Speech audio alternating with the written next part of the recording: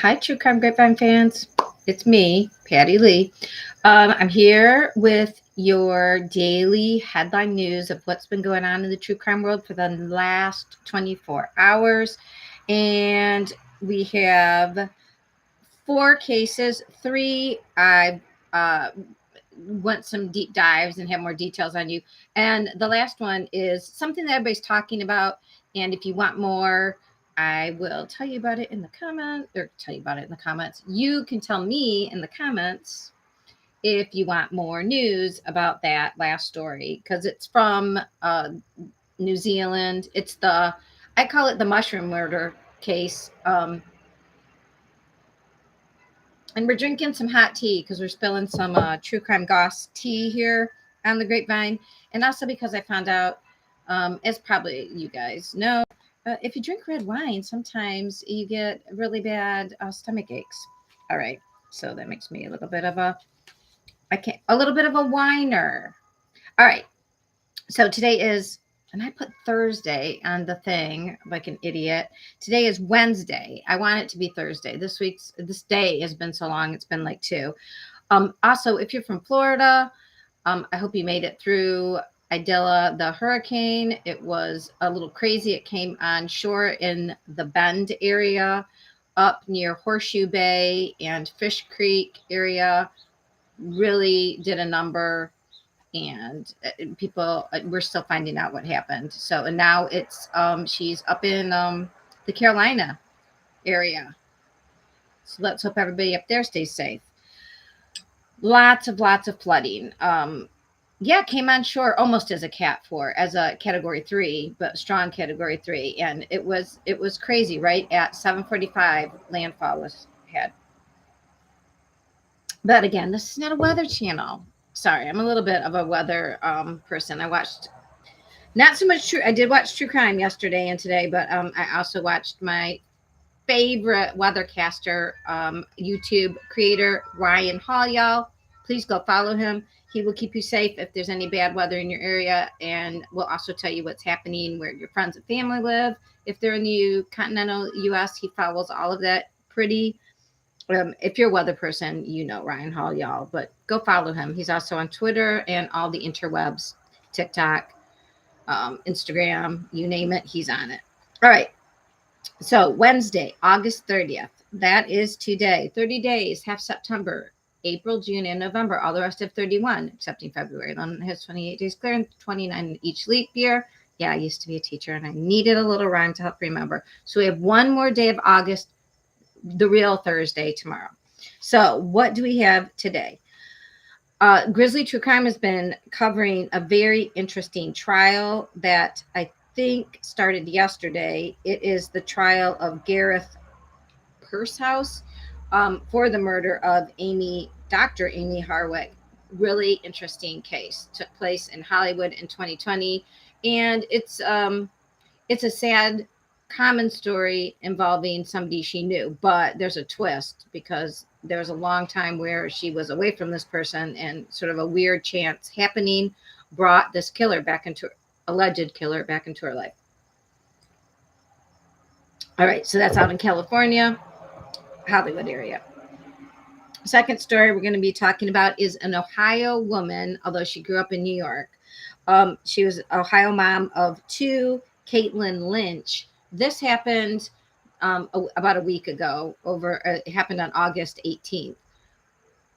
A crazy story of,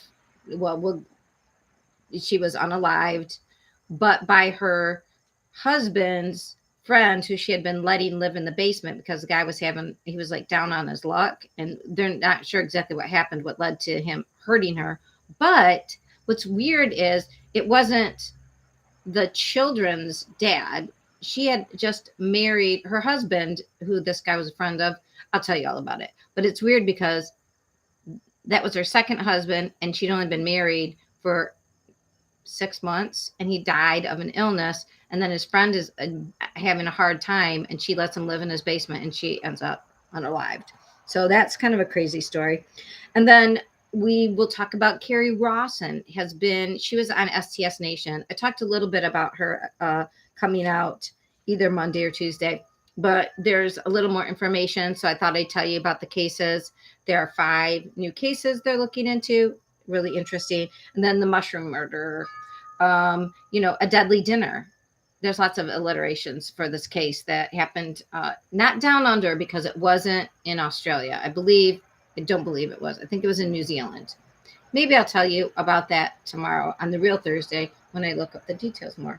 But we will talk about it, because the Grapevine is for me each night to just tell you what everybody's talking about and give you a little rundown, so that if you talk about true crime or care about it, you're sort of clued into what's going on, and you can talk about it with your friends. I'm just like that girl in the cafeteria or the library at high school is like, come here, you want to hear what's going on? That's what this show is for. I'm telling you about, it's sort of meta. I'm commentating on all the true crime commentators and what's going on in newspapers and stuff that comes across the wire. The wire now being Twitter, X, whatever, the interwebs. I'm just going to let you know what everybody's saying and how it's going. So grab a drink of whatever you're drinking, and we'll get into it. All right, so the Amy Harwick case. This is a little crazy. So this woman, Amy Harwick, 38, lived in Hollywood. She has a very, very interesting life, and beautiful woman, beautiful dark hair, like model good looks. In fact, she did model, but she also went to school. First, she got her undergraduate at Polytech Institute, I believe, and then went to Polytech State University, and then went to Pepperdine. Pepperdine's a big deal. And then it said she received her doctorate from the Institute for Advanced Study of Human Sexuality. I didn't look that up. I don't know if that's a standalone school or if that's a department within Pepperdine. I'm a little confused about that, because to get a real doctorate, I don't know. Usually a doctorate is attached to a certified program, and that sounds like I don't know. But regardless, did you get the part about human sexuality? Yes. She was known as being taking a doctor for a sex therapist. So she was known as a Hollywood sex therapist, and she got her doctorate in this study of human sexuality. She authored a book called The New Sex Bible for Women in 2014, and she was high profile. She appeared in magazines, news, broadcasts. She even had a podcast herself. She was a YouTuber, and she was on other podcasts. And she was very beautiful. Like I said, she modeled, and then she was getting into photography. So she was interested in a lot of things, and out in Hollywood, and was doing really well. Well, except relationship wise. So 9 years ago, she was dating this guy who was a bit of a creeper, stalker, got a little handsy, in a DV way. So they end up breaking up. She ends up in 2011, and then in 2012, taking out protection orders against this young man. Well, at the time, whatever, they were in their 20s. And then then the protection order runs out in 2015. Remember that. That's Gareth Purse Holder. That's funny. Sorry. Purse House. Again, 2 random things, shove them together. No wonder the guy's a little off his nut. Okay. This is just one of those things that gets thrown in there. She was engaged to Drew Carey, who was from Cleveland, Ohio. She was engaged to him for 2 years between 2016 and 2018. And we ended up breaking it off in 2018. But so she dates this high profile guy, and she's having this great career. And I believe, it's hard to tell, I think she had a house in the Hollywood Hills, and that's where this occurred. But she had also a roommate who was a male. I don't know if it was just a friend who was staying there. But what happened was, in 2020, on Valentine's Day, Amy is her name, Amy Harwick, Dr. Amy Harwick. She goes out with her friends. They go for a walk in the neighborhood. They go to a local cafe, eat, walk back in the Hollywood Hills. Then that night, she goes out with I think, different group of friends to a burlesque show. They stay out pretty late. She talks with everybody, mingles with them, goes home, enters her home, and she goes upstairs and she does do it. She texts somebody at 102. She sent a text to her friends saying, hey, can you send me those photos from tonight? Which we've all done. We've all gone out, had a great time, realized somebody else was taking pictures with their cell phone. Can you text me those pictures? And this is right before the pandemic is starting. This is like the month before, well, not even month, weeks before, what goes down with the virus. So she's out with her friends, having a great time, Valentine's Day, gets home. Technically, it's the day after Valentine's Day because it's 1 a.m.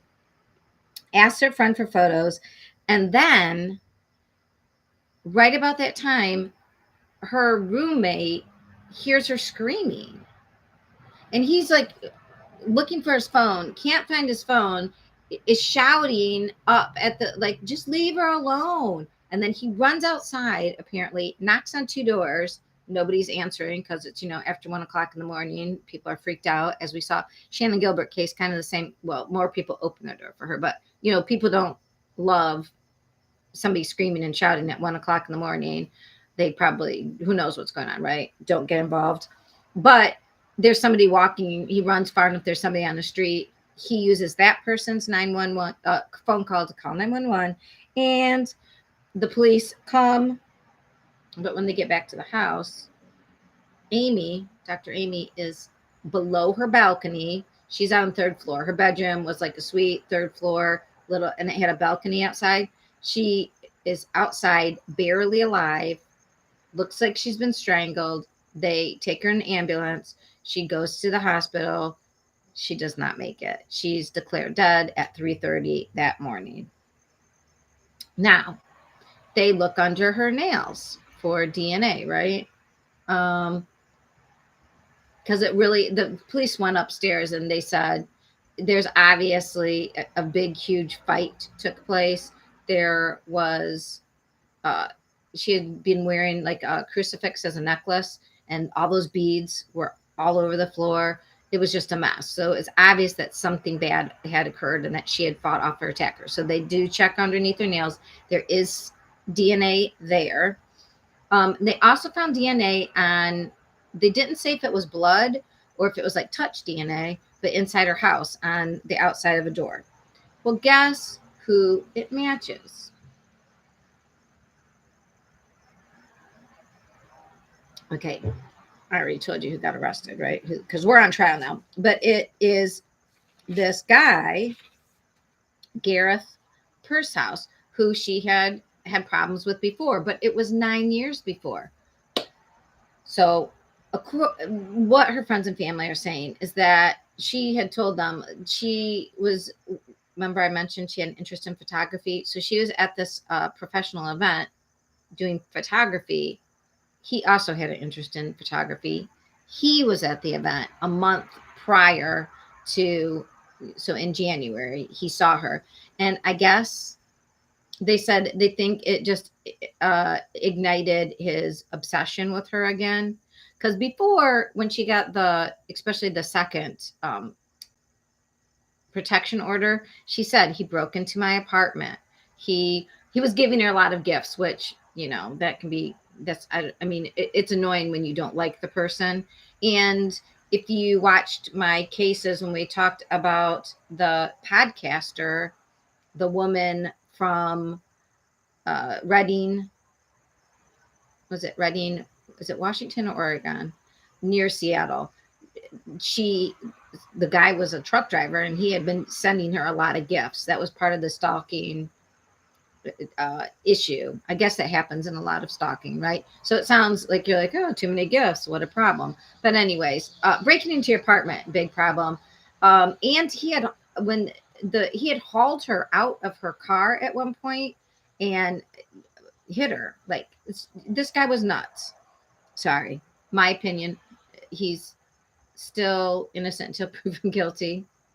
But those were the allegations. So she had gotten away from him, though, for years and years. And just running into him that short time seems to have ignited something, allegedly. Just everybody's speculation. Anyway, so that trial is going on right now. If you are interested, I will tell you what happens at the end. But if you want like a blow by blow, go watch Gisela K, Grizzly True Crime. She is up, she does a live and she's following that case. It is being, it is on camera. Unlike, as we know, we talked about yesterday, the Kohlberger case, they don't want cameras in the court. This is California, and they tend to always have cameras in the court. So, yeah, Gwyneth Pursehouse is on trial currently for the unaliving of Amy Hardwick. And he was also, of course, charged. He was charged 14 hours right after it. They were pretty, I mean, they found the DNA under her nails, and it was, not that it was open and shut, but they arrested him. He had a 2 million bail. He bonded out, but then 3 days later, they arrested him again. I think that's when they got the DNA back, and they're like, no. And he has been in jail ever since. So he's been in jail for almost 3 years now, and again, he must have waived his speedy trial, right? So we will see. I have not heard if he has a defense. I mean, it wasn't me, but DNA under, that's the kind of DNA that is more, I mean, oh, and they, what did they found? They found something in his house. So at her scene, okay, so when they had arrested, when they knew when they arrested him, they also served him with a search warrant. They went into his house and they found this syringe full of a liquid. And there had been a syringe found at her house in her bedroom. It was liquid nicotine, a fatal dose. So another tie. So we have the two different areas, his house, her house, with this syringes full of liquid nicotine. We have his DNA under her fingernails, and she had been, and then pushed, it looks like, off her balcony. Yeah, and then they had the history. So that's the kind of evidence we like, because take out one of those and you still have two others. That's good triangulation of whatever. So the trial, I don't think it will be, I would hate, it just doesn't seem like it's going to be that difficult to prove if all of that is accurate. And I say if because this is alleged and he is still on trial. I will let you know, but go watch Gisela case. She'll tell you. All right, second case. We're at 18 minutes. There was a mom in Ohio. This all happened on August 13th. Oh, excuse me, August 18th. Is that right? Yes. On August 18th, Caitlin Lynch, 36-year-old, mom of two, lives in Westwood, Ohio, which is a suburb of Cincinnati, Ohio. Now, she, in April, had lost her husband. Her husband that she only married in, I think, what was the month? She had only married him in 2022. I want to say December.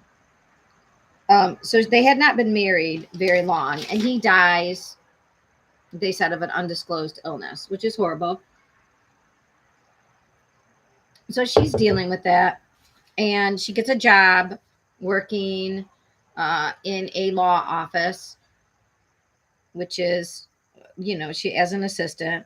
and her boss is one of the people that has given a lot of information about what happened on this night, because Caitlin had allowed her dead, so her second husband, who had died recently, she had allowed one of his friends to live in their basement because he was like down on his luck.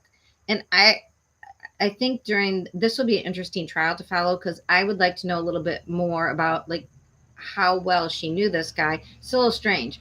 Also, apparently on his way to Ohio, he lives in Abbott, Texas.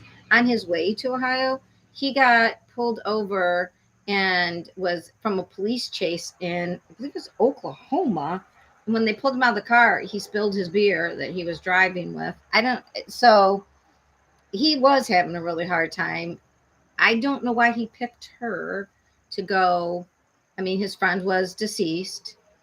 It's there's more to that story, and they just her boss, her friend said, "Look, he's a really nice guy, or she's a really nice. Sorry, she's really nice. She's really nice to this guy because she's nice to everybody. She even brought him to drinks with her workers on that night of August 18th." And the boss said, yeah, he was drinking bourbon with me. At the time, didn't see any problem. Um, Now later he goes, some of the other coworkers thought maybe he had a thing for Caitlin. He seemed to be interested in her romantically, and she wasn't interested in him. I don't know what was said at that job office. Maybe that is true. All we know is that when they got home from being out drinks with her friends, they were in the front yard of her home. She was on the phone. She had spoken with her mom. Then they said she spoke with a friend. I don't know if she spoke with the second person, but they apparently were, I don't know, they were having an argument, but somebody heard shots go off.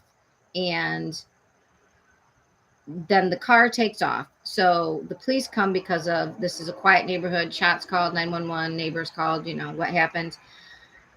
They realized her car was gone. She's gone. The car's gone. People are putting things together. GPS on the car, like we've seen this before, right? Technology. They start tracking the car, and they find him eventually. There's a car chase, another one.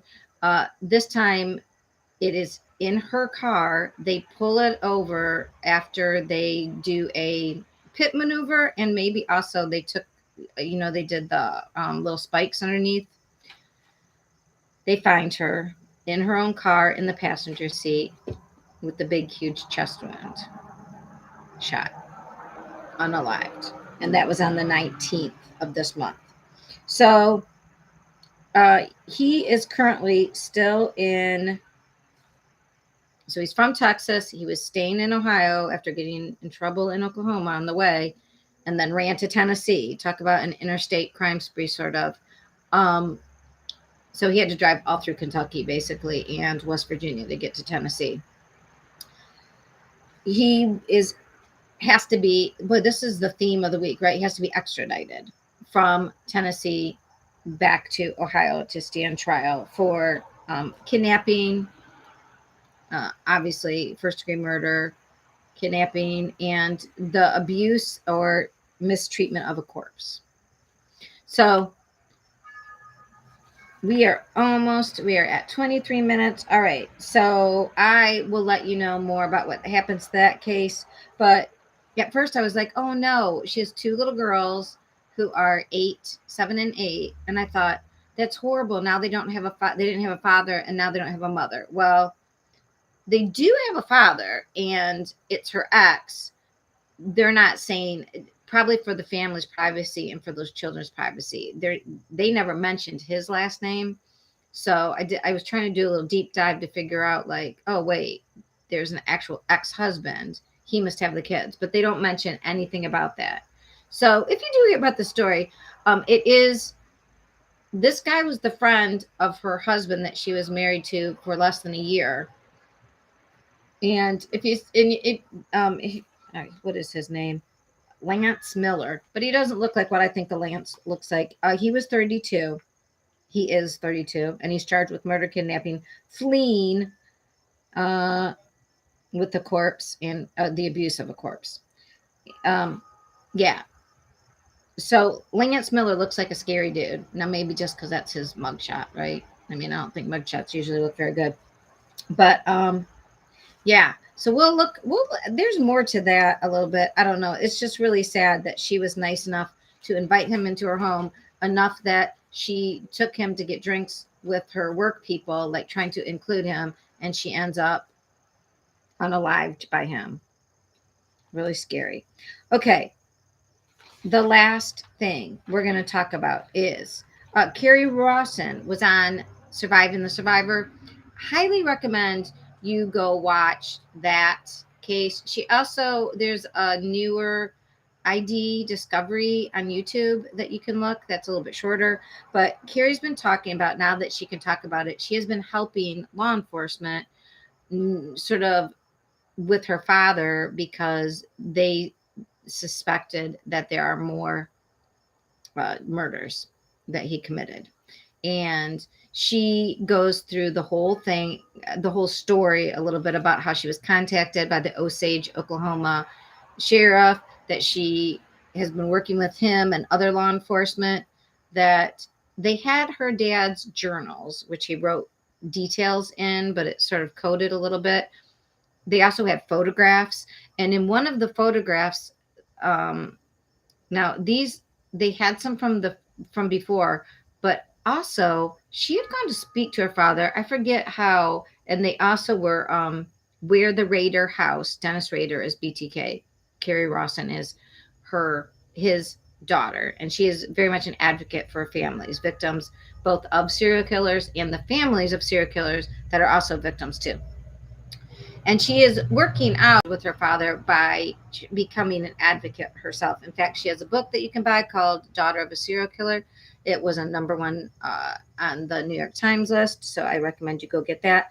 But she has become very knowledgeable about the system. Anyway, she has been saying she's been doing some things, but hasn't really said. Now she's sort of saying she's been working with these law enforcement. She helped them know where to look. They broke apart where they used to live, so their family home. They tore it down after it because the whole community was just so traumatized by BTK. So they had put it's like a park area now, and they put a pathway in concrete. I'm saying that differently. But they ripped it up to look underneath it. And about 14 to 16 inches down, they found a cache of stuff. We don't know exactly what it is. So I don't know if these photographs are from that or from an earlier find when he was first caught, because he was caught and then there was enough evidence and his family said, just plead guilty, end this. And he did. And he told them where to find his stuff. So he would dress up like the victims. He had all this stuff where he would bind himself exactly how he bound the victims and take a picture of himself, like from far away. And you could see like this little cord, this little 1970s through the early 90s technology of taking your own picture. It wasn't wireless. You had to have like this cord. And you can see it in the pictures because people are like, he had to have somebody to help him. He didn't. He did this by himself. But in one of the pictures, there's this red blanket. The red blanket matches one of the victims that they're now looking for. So the 5 victims, one was the 16-year-old, and I think I read the victims before, but we'll just give them some more respect. Cynthia Dawn Kinney, she was the 16-year-old who was from Pawhuska, Oklahoma in 1976. And that was the one where he wrote a project, Bad Wash Day. And he had sort of spoken about, oh, I would do this if I was going to do it. I wanted to do this, but it looks like he actually did, and he was in the area. And we talked about that. And then there's a woman missing from Kansas that he called Project Prairie, from Hayes, Kansas in 1983. We don't have a name associated with that yet, which means they're still looking into it. Shauna Beth Garber, She was 22 years old. That was in 1990. That was in McDonald County in Missouri. And he called that Project Mossy Lake in his personal journal. And her remains were identified not until 2021 through genetic uh, genealogy, the IgG technique we were talking about. And then another unsolved murder called Project Bell. And we don't know that person, but it was in Kansas in the 90s. And then there's an unknown Oklahoma case still that they're looking into. And again, she can't say too much about all of this because they're still looking into it. But what was really interesting, what she did say was that she had gone to talk to her father in, and I don't think it's El Dorado, but I'm going to say it like that. This big mass prison where he's incarcerated, maximum security. And she was trying to get him to tell her some things and appeal whatever way she could, knowing that he's probably lying. Helping law enforcement kind of get an idea of where he was and what he was doing and did he have these things and what his notes meant. Anyway, when and she had not seen him for years. In fact, she had a protective order where he couldn't like text her, he couldn't try to call her. So this was like sort of unusual. And she's been in the news for the Rex Human case and the Kohlberger case. Every time there's a serial killer, everybody wants to talk to Carrie. So he's not been in the limelight. And she said, he's a sad, broken down man wasting away. And so they sort of use that to get more information out of him because he's like, she has attention. So he kind of looks up to her, I guess. Anyway, yeah. So as soon as they broke apart, though, he found out they were digging under that sidewalk where his shed had been, and they had found his stuff. He was not too happy. So that means she was on the right course. So kudos to Carrie. And it's been 32 minutes, so I will end the stream. And please like and subscribe if you watch this probably later, if you're interested in what happened. And I will be back tomorrow on the real Thursday to tell you what happened in the last 24 hours. All right. And if you have any suggestion for cases you'd like to hear more about, let me know. Put it in the comments, and I will see you mañana. Bye.